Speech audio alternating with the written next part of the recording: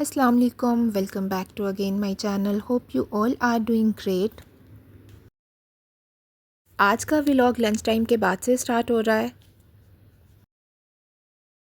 यहाँ पर मैं जो इंडोर प्लांट्स मैंने रखे हुए हैं उनके पत्ते साफ़ कर रही हूँ। दरअसल ऊपर वाले पोर्शन में रहने का यही नुकसान है कि बहुत ज़्यादा डस्ट इकट्ठी हो जाती है। हर चीज़ पे बहुत जल्दी डस्ट आ जाती है और मुझे रोज़ रोज़ कुछ ना कुछ क्लीन करना पड़ता है।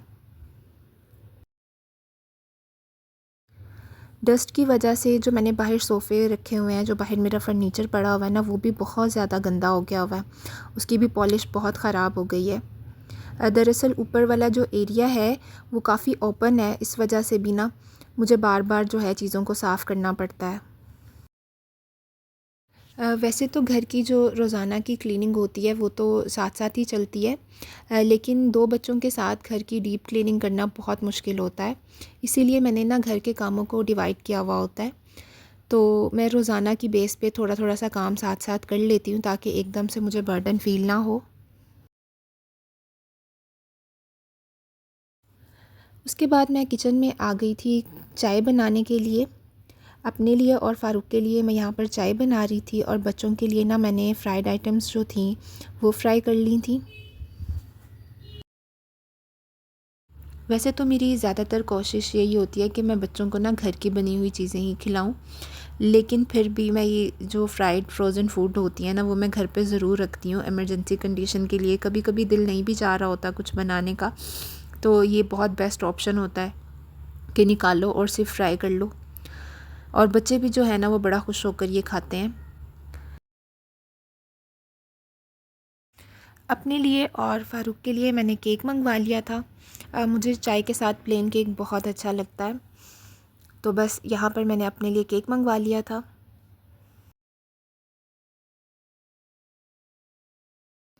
अमूमन फ़ारूक सिर्फ सुबह नाश्ते के टाइम ही चाय पीते हैं, बाकी सारा दिन फिर वो चाय नहीं लेते।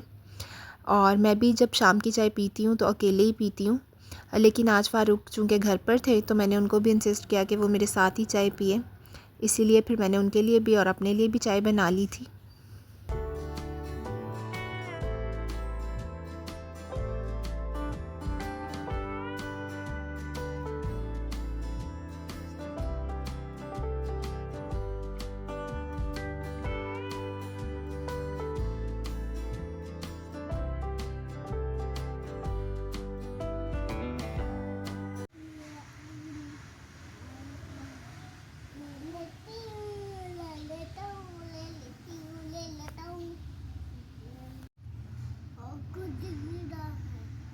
लोल है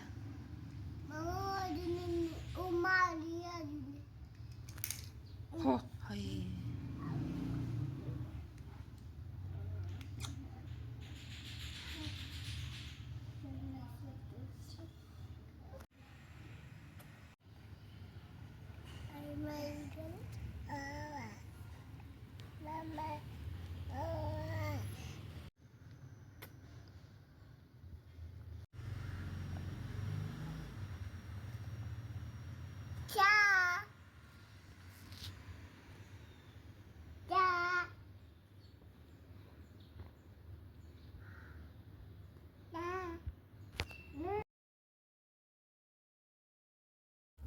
चाय वगैरह पीने के बाद बच्चे खेलने में मसरूफ़ हो गए थे और मैं किचन में आ गई थी क्योंकि किचन में कुछ काम वगैरह करने थे। और ये यहाँ पर मैं जो मैंगोज़ हैं वो उनको बास्केट में रख रही हूँ। रात को ही आए थे और मैं रखना भूल गई हुई थी, और शॉपर में पड़े पड़े तो वैसे ही फ्रूट बहुत जल्दी ख़राब हो जाता है। तो यहाँ पर पहले मैंने फ्रूट्स जो थे वो बास्केट में रखे।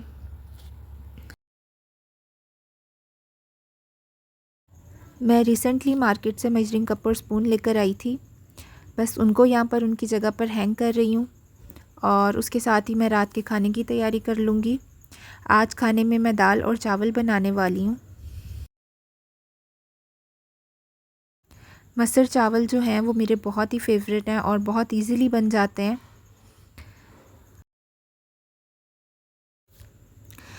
मेरे हस्बैंड जो हैं उन्हें गोश्त की चीज़ें ज़्यादा अच्छी लगती हैं, लेकिन मुझे दाल चावल बहुत पसंद है, इसीलिए आज मैंने सोचा कि मैं दाल चावल बना लेती हूँ।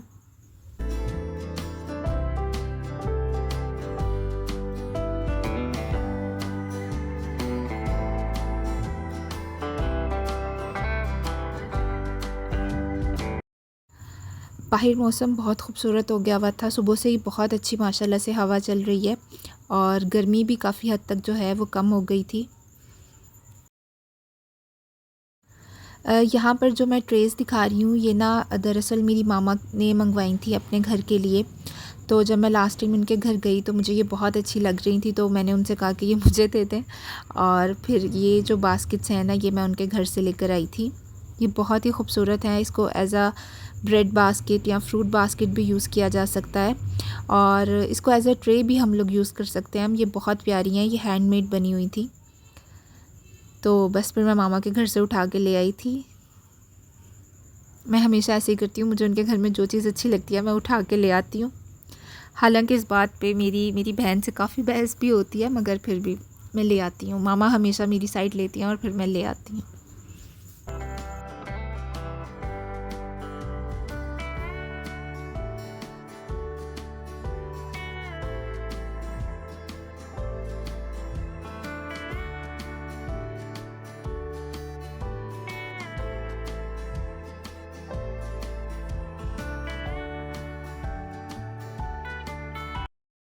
वाटर डिस्पेंसर को रीफ़िल कर लिया था मैंने और दूसरी साइड पे मेरे राइस भी बनकर तैयार हो गए थे और दाल भी जो थी वो मेरी बन गई थी। अब सिर्फ उसको तड़का लगाना था।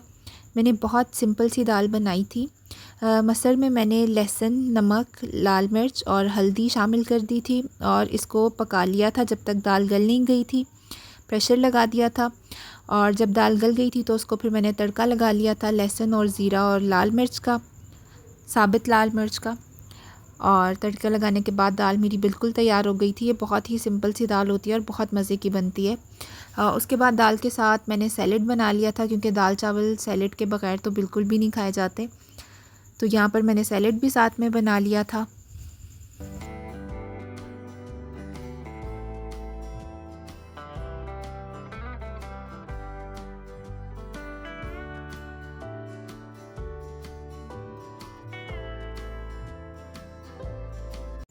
लास्ट पर मैंने दाल में देसी घी शामिल कर दिया था और सारी दाल में मैंने देसी घी शामिल नहीं किया क्योंकि मेरे हस्बैंड इतने शौक़ से देसी घी नहीं खाते, तो इसीलिए मैंने सिर्फ थोड़ी सी दाल में देसी घी शामिल किया था और ये बहुत मज़े की दाल बन गई थी। इसके बाद हम लोगों ने खाना वगैरह खा लिया था और आज का व्लॉग यहीं पर एंड होता है। उम्मीद है आप सब लोगों को बहुत अच्छा लगा होगा। अगर अच्छा लगा हो तो लाइक, शेयर एंड सब्सक्राइब कर दीजिएगा। Thank you.